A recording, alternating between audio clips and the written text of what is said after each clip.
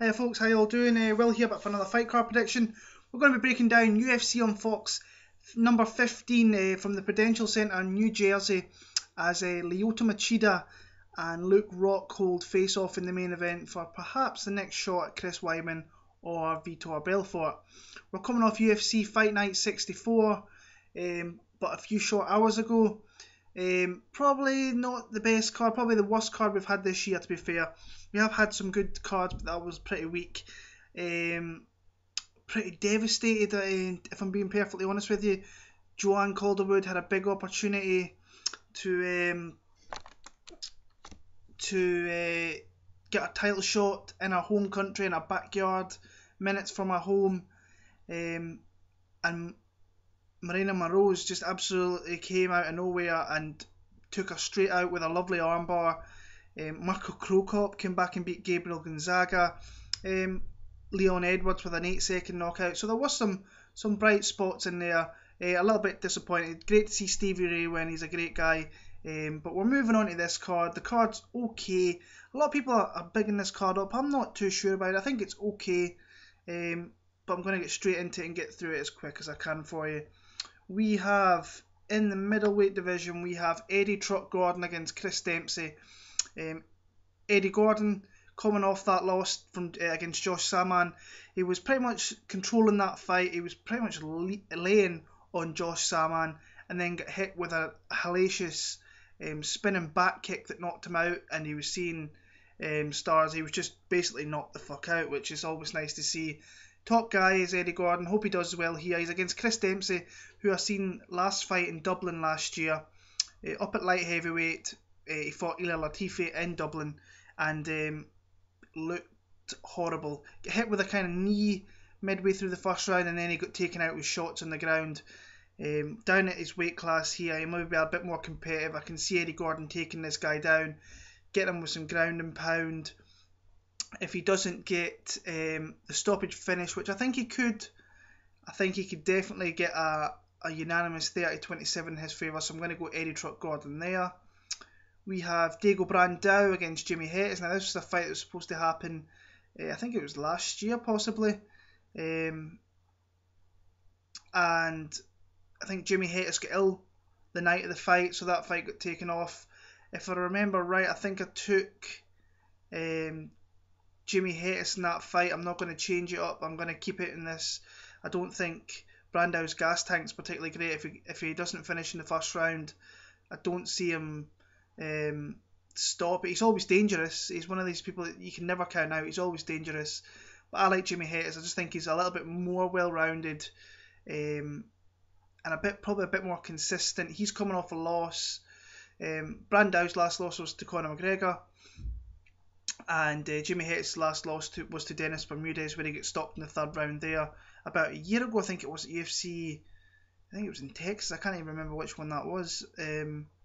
But he got stopped in that fight there. I like Jimy Hettes. I think he'll stop Diego Brandao via not stop him. I think he'll win via decision. Next up in the welterweight division, we've got George Sullivan against Tim Means. George Sullivan's on a 2-fight win streak in the UFC. I think he's about 16-3 in his career with a lot of TKOs in there. He beat Mike Biggie Rhodes, who's actually fighting later on tonight. So good luck to Mike. I'm a big fan of his. He's a good guy. Really nice to talk to, so hopefully he does well. Both guys come in fairly short notice in that fight. It's just his overall experience, I think, helped him out a ton in that fight. Took him down. Managed to kind of keep him there, hit him with shots. When he got back to the feet, managed to just do enough to get the judges be on his side. And his second fight with Igor Araujo looked fairly decent in that fight. Got the takedowns, got up, hit him with some big shots, got him down there. Araujo, who's a jiu-jitsu guy, tried some things, and Sullivan just kind of batted them off and finished him via, I think it was a KO and a TKO in the second round. But he's against a big step up here, in my opinion, in Tim Means, who looked phenomenal against Diego Lima at UFC 184. Backing Lima up against the fence, hitting him with big shots, big rights, then unloading a couple of huge elbows and took him out. I don't think Sullivan has faced this kind of fighter before, and I think Means is on a streak at the minute. I think he's on a 3-fight win streak, with a split decision before that victory over Lima against Masu Alexandre down in Brazil. Got a split, looked fairly dominant in that fight once Alexandre started gassing out a little bit, and a win over Hernan Perpetuo. I like Tim Means in this fight. I think he'll finish this fight, and I think he'll do it in the second round. So TKO for Tim Means. Moving on to the Fox preliminary card, we have a fight. I think it's actually behind the main event, and maybe Swanson, Holloway. This is the fight I'm looking forward to the most. Probably the second fight on the whole card I'm looking forward to. We have Takeya Mizugaki against Aljamain Sterling. This is a huge step up for Aljamain Sterling. It'd be interesting to see if he takes this here. He's in his home kind of state, New Jersey, New York. Fight's quite close. And he's against Takeya Mizugaki, who's coming off probably his worst display as a professional, where he got just rushed and smashed to pieces by the returning Dominic Cruz, taken out in the first round. Now, Takeya Mizugaki, we all know him, he's a very durable fighter, but he just got showed in that fight. He got bum rushed, hit with a lot of shots, and got ultimately taken out by Dominic Cruz, a guy who pops a jab out there. He's got some pretty nice technical boxing, some very nice footwork that I love watching. If you watch his fights, he moves around quite well. He gets his feet in position, and when his opponents attack, he's very fast to get out the way. Never happened last time against Cruz, but he does it in a lot of his previous fights, and he does win a lot of decisions. So if this goes to decision, it could kind of go either way. I think it's going to be very close either way. Aljamain Sterling, he's very funky, but he's good in his feet. When he goes to the ground, he's very quick to move into different positions, and is always looking for the submissions as well. I don't think Mizugaki is going to be that easy to get down there. I think it's predominantly going to be a striking battle, where I think Sterling has the more all-around different game. He's got better kicks. I think he's probably got the more power out of the two fighters. So I just like Aljamain Sterling in that. I don't think he'll stop Mizugaki, but I think he will win a decision. So I'm going to go Aljamain Sterling there. On to the light heavyweight division, we have Corey Anderson against Gian Villante. Villante's coming off a win over Sean O'Connell down in New Zealand last year. Very sloppy. Both guys gassed really badly, and I think he got the split decision victory. I think it was a fight of the night down there, if I remember right. A stablemate, a very close friend of Chris Weidman, trains him, but he's got a terrible gas tank. Boxing's not great. He's just overall he's not particularly good. And I think Corey Anderson's going to show him up here pretty much. Corey Anderson, who won the Ultimate Fighter, beat Justin Jones last time out. Now, he's not a great fighter, just dominated him. I think he could have finished him pretty much any time he wanted to. I like Corey Anderson in this fight. I think he gets the finish in this fight. Let me see how much he has on counter move. Let me see. Corey Anderson is 5,000. I think it's a good guy to put in your team here. So I'm going to go Corey Anderson by TKO in the second. Staying in the light heavyweight division, we've got Ovince and Preux against Patrick Cummins. Now, since Patrick Cummins has come into the UFC, he came in very short notice against Daniel Cormier. We all remember that shit. He working in a coffee shop, and these guys wrestled together, and he made Cormier cry, and he got taken out by the supreme athlete in Daniel Cormier. But since then, Patrick Cummins has been really decent in the UFC, and it's a nice bit of new blood for the light heavyweight division. 3 wins since June last year. Beat Roger Narvaez via TKO, and has decision victories over Carlos Zapato, who he beat in Brazil last time, and Kyle Kingsbury. He's got heavy hands when he gets you down. He's a very good wrestler. Works his takedowns very well. Once he gets you down there, he's stifling, and he hits you with big shots. But he's against somebody in St. Preux here, who is coming off probably his best performance against Mauricio Shogun Hua, which he needed that win after the disappointing fight against Ryan Bader. He came in, he went to Brazil, and just knocked Shogun the fuck out. I can't really say much more than that. He just kind of bided his time. Shogun came forward and he hit him with a big shot to take him out. Finding this a hard fight to kind of pick. I want to say Ovince St. Preux, but I'm actually think I'm going to go with Patrick Cummins. I'm going to go Patrick Cummins by a very close split decision, but this could be it could either be a decent fight or it could be a bit of a stinker. But I'm going to go with Patrick Cummins in this one, not by a hell of a lot. And the main fight on the prelims is Jim Miller against Beneil Dariush. Now this is potentially to be a very good fight as well.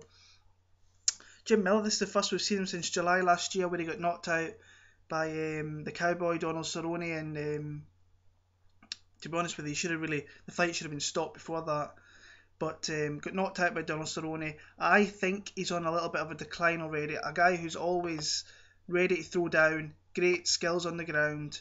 He showed that he's got that submission game's always going to be there against Gian. He caught him in a beautiful submission. He submitted Fabricio Camozzi, but I just think he's going to be one of these gatekeepers of the lightweight division. I think this might be the start of his decline, and he's against a fighter here in Beneil Dariush, who against Darren Cruikshank at UFC.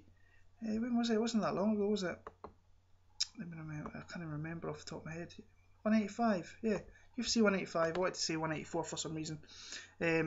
Showed great composure, heavy leg kicks, heavy punches, heavy strikes. Took Cruikshank down to the ground and caught him down there and put him to sleep. And yeah, just a guy who could be a real force in that division. He took Cruikshank out with a rear naked choke. I like Dariush in this fight, and I say if you play counter move in this fight, Dariush's cheapest chips at 4,400. May get a finish. I don't see. I like Dariush by decision, so that is my pick in there. Moving on to the main card, we're in the women's strawweight division, as we've got a couple of the lookers of the division, if I should maybe say. Felice Herrig against Paige VanZant. Not a Felice Herrig fan whatsoever, never have been. She has got a pretty sweet looking ass, I will admit that. But this is quite an interesting fight here against Paige VanZant, because I think that Joanna Jędrzejczyk's next title fight was going to be Joanne Calderwood, but obviously she got taken out. And this fight elevates itself along with Marcos and Daly at UFC 186. A win, a decisive win, and a pretty good looking win, puts you right there for a title shot. Felice Herrig, she's been a veteran of the sport, been around a long time, fought in Bellator and Victor. She lost to Tisha Torres, went on the tough show, wasn't great. Came out, faced Lisa Ellis, who is not good at all. Not anymore. She was a better back in the day, where she was she'd go after it a little bit more. I think since having a kid, it's kind of softened her a little bit, which is not great for being a fighter. And submitted her last time out. She's got her striking's not overly great. She's pretty flat-footed, decent wrestling, and she's got a submission game down there. She can move herself about to get the submissions against the young Paige VanZant here, who's made herself a big name in the UFC after only really one fight. Was supposed to appear on Tough, never gone, I think because of the age. Faced Kaelin Curran, which I think the girls who never went on Tough, I think Joanna Jędrzejczyk was one of them. She had the opportunity, she said no, and the girls that didn't go on seemed to fare a lot better.